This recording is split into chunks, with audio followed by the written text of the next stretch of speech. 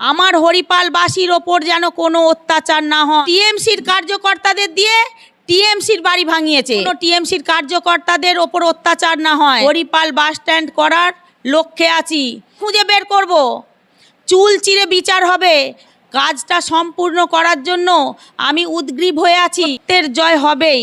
আপনাদের পাশে ছিলাম, আছি, থাকবো। এই মুহূর্তে আমরা আছি হরিপালের দায়িকা মধুমিতা দিদির সাথে। ওনার সঙ্গে কথা বলে নেব। উনি সাধারণ মানুষের উদ্দেশ্যে এবং হরিপালবাসীদের উদ্দেশ্যে কি বার্তা দেবেন?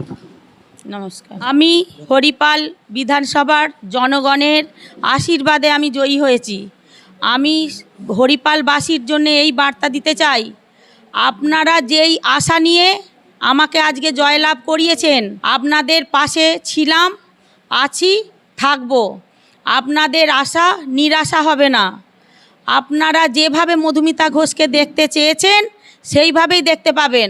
আপনারা শান্তিতে যাতে ঘুমোতে পারেন, আপনাদের আশা যেগুলো পূর্ণ হয়নি অবশ্যই আমি সেই আশাগুলো পূর্ণ করতে পারবো। ন্যায় পথে থাকবো, ধর্মের পথে থাকবো, সত্যের পথে থাকবো। সত্যের জয় হবেই। আপনাদের পাশে ছিলাম, আছি, থাকবো। দিদি, এই যে চারিদিকে যে একটা ঝামেলার সৃষ্টি হচ্ছে, এটা টিএমসির পূর্ব পরিকল্পিত একটা ঘটনা। সেটা হচ্ছে যারা কাউন্টিংয়ের রেজাল্ট বেরোনোর আগের মুহূর্ত পর্যন্ত টিএমসি ছিল, তারা হঠাৎ করে আমার জয়লাভের খবরটা পাওয়ার মুহূর্তে বিজেপি হয়ে গেল রাতারাতি। তারা আবির মেখে ফেললো অরেঞ্জ কালারের। তারা মোটর সাইকেলে বিজেপির ফ্ল্যাগ এঁটে টিএমসির কার্যকর্তারা টিএমসির বাড়ি ভাঙছে।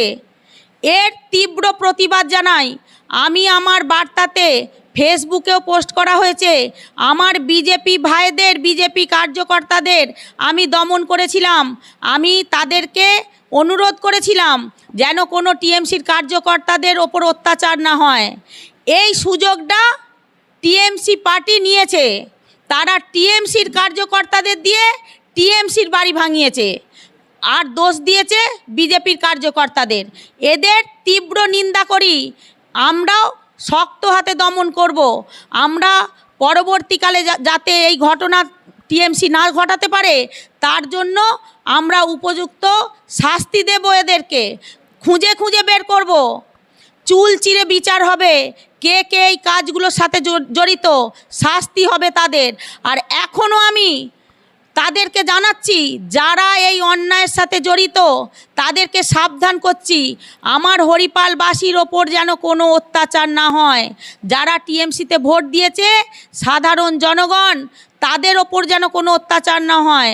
এই বার্তাটা আমি টিএমসির কার্যকর্তাদেরও দিতে চাইছি। আমি টিকিটটা পাওয়ার পর আপনাদের দরজায় দরজায়, ডোর টু ডোর আমি যখন গেছি আপনাদের আশীর্বাদ চাইতে, কিছু কিছু কথা আমি দিয়ে এসেছিলাম। সেই কথাগুলো সম্পূর্ণ করার জন্য, কাজটা সম্পূর্ণ করার জন্য আমি উদগ্রীব হয়ে আছি। আমি সুযোগ পেলেই আমি আপনাদের আশা পূরণ করব। হরিপাল বাস স্ট্যান্ড করার লক্ষ্যে আছি। হরিপাল হসপিটালকে উপযুক্ত যাতে সবাই সম্মানজনকভাবে তাদের পরিষেবা পায়, যাওয়ার সাথে সাথে মুমূর্ষ রোগীকে যাতে রেফার টু লিখে না দেওয়া হয়, তার জন্য আমি যথেষ্ট চেষ্টা করব। এখানে ঝাঁ চকচকে হসপিটাল আছে হরিপালে, অথচ পর্যাপ্ত ডাক্তার নেই। এটা আমরা অবশ্যই দেখব।